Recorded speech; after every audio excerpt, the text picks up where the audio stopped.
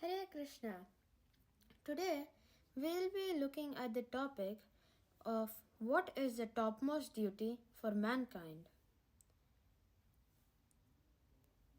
So, first I'll offer my prayers. Om Ajnanatirandhasya Jnananjana Shalakaya Chakshurunmilitam Yena Tasmai Shri Gurave Namaha Nama Om Vishnupadaya Krishna Prishtaya Bhutale Srimate Bhakti Vedanta Swamine Dinamine Namaste Saraswate Deve Gauravani Pracharine Nirvishesha Sunyavadi Paschatya Deshatarine Jaya Shri Krishna Chaitanya Prabhu Nityananda Shri Advaita Gadadhara Shivasadi Gaur Bhakta Vrinda Hare Krishna Krishna Krishna Hare Hare Hare Rama Rama Rama Hare Hare. ऐसी भक्ति विधान स्वामी श्रील प्रभुपाद की जय. So again, our topic is what is the topmost duty for mankind. Let's get right in. So we'll first look at what Srimad Bhagavatam says, because Srimad Bhagavatam talks about everything, and whatever topic you get, there's always something related to it which answers that question or which talks about that topic in Srimad Bhagavatam, and it's obviously always correct. So in the Srimad Bhagavatam, Canto 1, Chapter 2, Verse 6, the shloka goes like, Savaipam samparo dharma yato bhaktiradhokshaje ahetukiya pratihata yayatma suprasidati. Translation: the supreme occupation, dharma, for all humanity is that by which men can attain to the loving devotional service unto the transcendent Lord. Such devotional service must be unmotivated and uninterrupted to completely satisfy the self. So let's look at the line-to-line meaning. Savai pumsam paro dharma. The supreme occupation, dharma, for all humanity is that. So pumsam means humanity and paro dharma means supreme occupation, like the topmost duty. Yato bhaktir adhokshaje. 2. By which men can attain to a loving devotional service unto transcendent Lord. So adhokshaje means the transcendental Lord. Bhakti means to do bhakti to that transcendental Lord. And then third line, ahetuki apratihata. Such devotional service must be unmotivated and uninterrupted. So these are you have some activity to do, and then there are some requirements of that activity, like you have to fulfill those requirements for it to be complete. So the bhakti here, you have to perform it unmotivated and uninterrupted. Yayatma suprasidati. Now this is the fruit. This is the results that you get. And what happens is that your atma gets completely satisfied. Jayatma, your atma, suprasidati, gets completely satisfied. Hence, Srimad Bhagavatam 1.2.6 talks about what is the topmost duty for mankind, how to do it, and what do you get.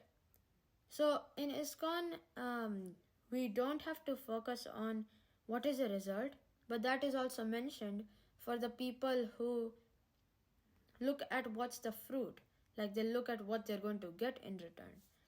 So, topmost duty for mankind. So what is the topmost duty for mankind? To serve the transcendent Lord. And how to perform it, like the criteria, unmotivated and uninterrupted. And what is the result? Your soul gets complete satisfaction. So another shloka over here from the Srimad Bhagavatam, we're going to be saying, we all know that in Kali Yuga, everyone has many faults in themselves. which can stop us from doing many things like bhakti, for example. So in Srimad Bhagavatam, so there's also, surprisingly, there's also a verse. I mean, not surprisingly, but yes, there's also a verse in the Srimad Bhagavatam which talks about the faults of the humans in Kali Yuga, which is Srimad Bhagavatam 1.1.10. It as follows: Prayenalpayusha sabhya kalavasmin yuge jana manda samanda matayo manda bhagya hyupadrita. Translation: O learned one, in this iron age of Kali, men almost always have but short lives. They are quarrelsome, lazy, misguided, unlucky, and above all, always disturbed. So, the Srimad Bhagavatam says that we have all these faults which can stop us from doing bhakti. But there, and there are still benefits though. Like Srimad Bhagavatam also does say benefits. So that was in the first canto. It says that the downside of a Kali Yuga human, but now there are the benefits in canto 12, chapter 3, verse 45.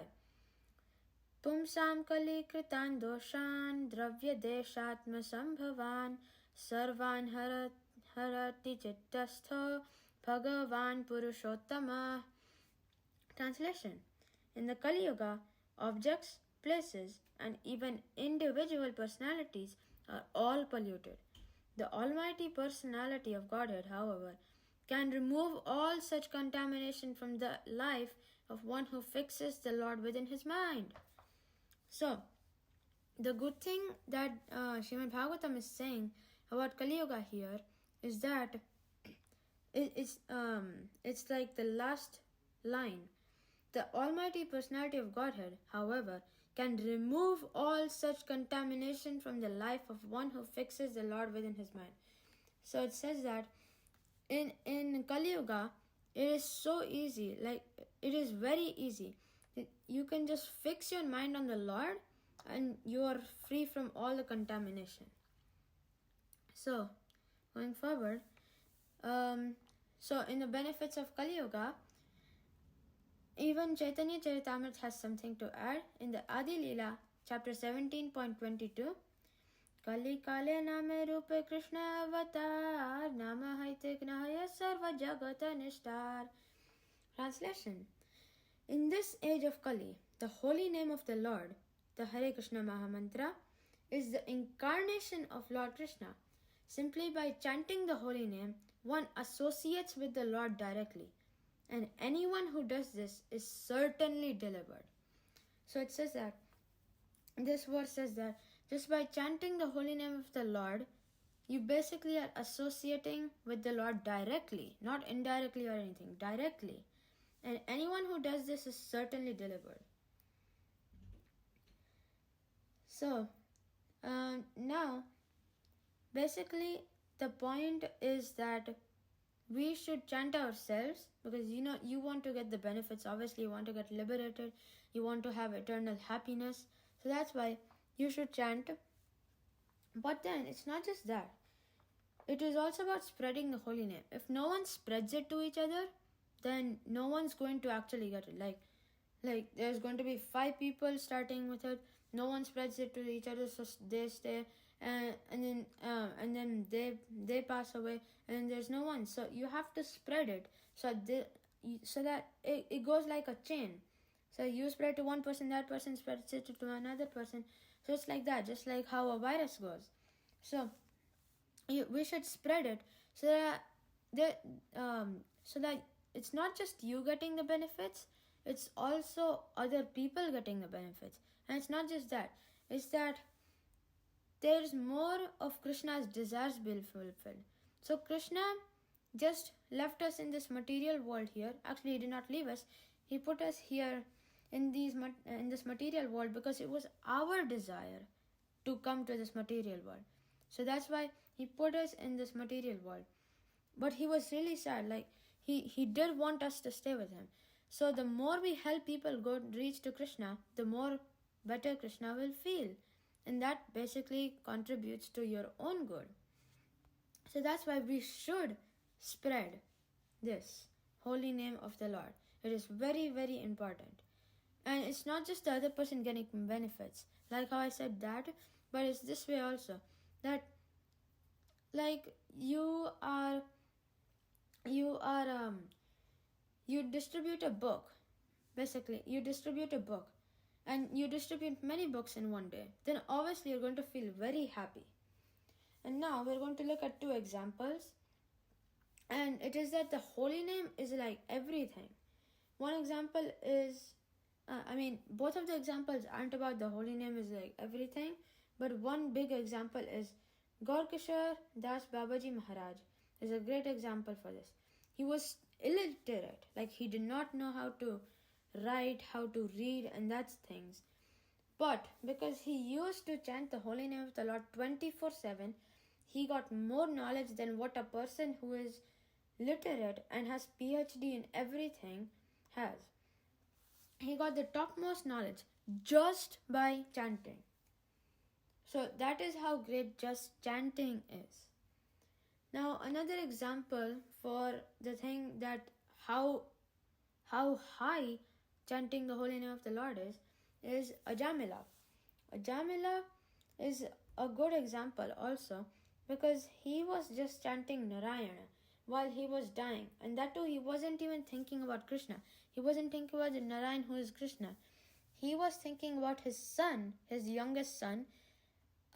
He had 9 sons, I think, and his youngest one was named Narayan because the day he was born, sadhus came to his house and the sadhus named him Narayan, luckily, because Ajamil had become a very bad person. So he was calling out to his most dearest and youngest son, Narayan, Narayan, like that. He had no intention to call Krishna, but still Krishna heard him that he's saying the holy name Narayan. So he gave Ajamila a second chance.